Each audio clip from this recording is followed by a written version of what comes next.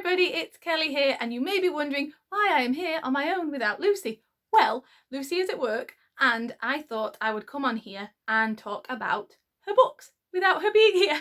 So as a little surprise, I've not told her I'm doing this video. I just thought we've been getting back to our YouTube videos recently, so I just thought I do book reviews, I tweet about her sometimes, and I do Instagram stories, but I just thought, why not do a video about how proud I am of her for YouTube, for our YouTube channel. So that is me today. I'm just sitting here trying my best not to ramble, but bear with me because I might. And the thing that actually prompted this video was a few days ago I finished reading her 5th book, her second with Aria Fiction, The Little Barn of Dreams, which is available to pre-order now on ebook and paperback, and it's out in ebook on July 8th. Let me tell you, okay?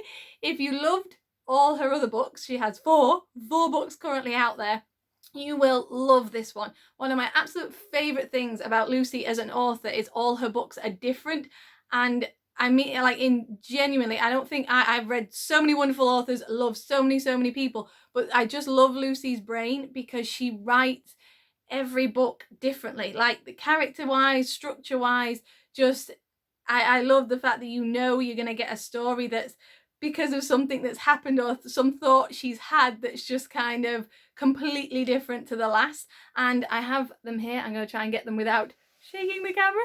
But obviously we have her first 3 books, which I absolutely adored, all here.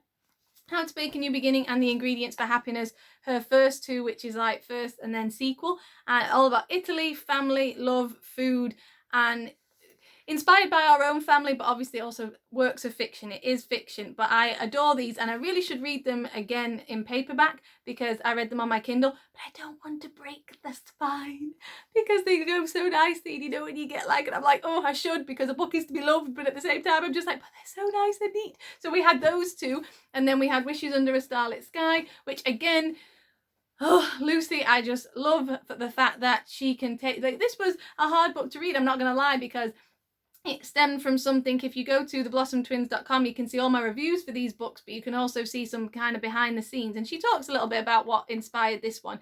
And she was going through a tough time in her life, and then she turned it into a wonderful book about self-love, self-discovery, and recreating your own path when things don't kind of map out the way you thought it was going to go. And there's a lot of stuff that Lucy put in here that was very hard, from the heart, and kind of happened in inspiration in her life.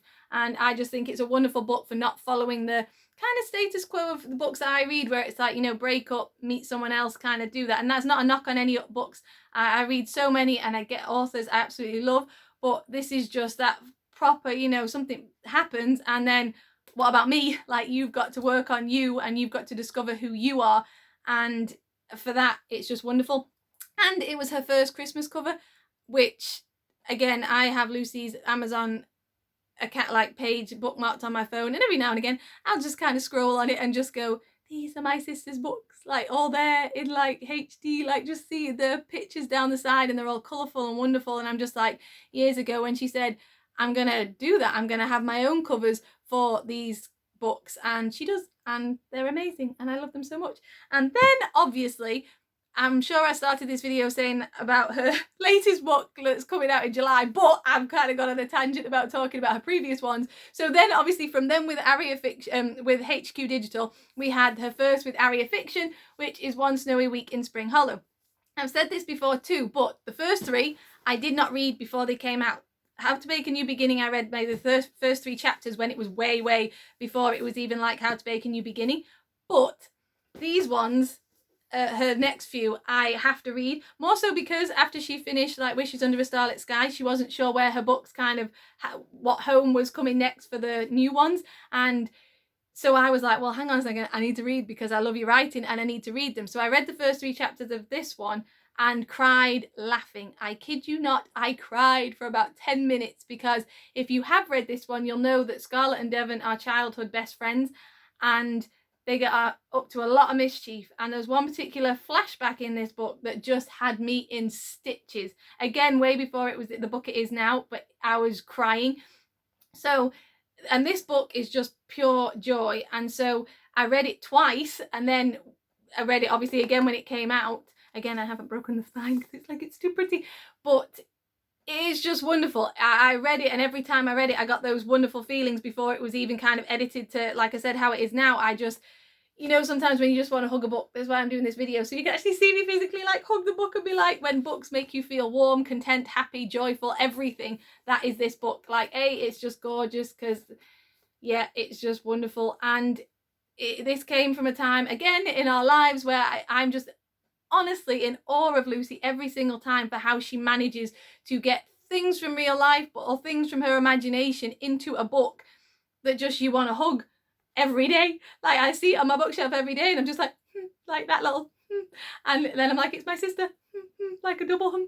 And it's just, she managed to get everything from the year that this book, the year she wrote it, Shazam came out, we were going on sister movie dates all the time. We were in our little sister's craft room making Shazam/Chuck t-shirts, and we were so excited. We had billboards of Zachary Levi everywhere, and you can go and see her video, My Fairy Tale of New York, where she talks about kind of more of the inspiration behind this book, but and meeting Zachary Levi. But it was a year of joyful things. And then on top of that, we had Zachary Levi in every interview and on billboard. Like, there was a Zachary Levi billboard in Stockport, and there was billboard, like little bus stops had like the pictures of Shazam. And to us, that was just everything that year. Like, just going to work or driving somewhere and seeing Zachary Levi's face was just like your world, and everything that kind of like is in your house. Usually when you come home and you have all the things that make you happy and you're surrounded by them, all of a sudden it was like Zachary Levi's face in Stockport on a giant billboard. And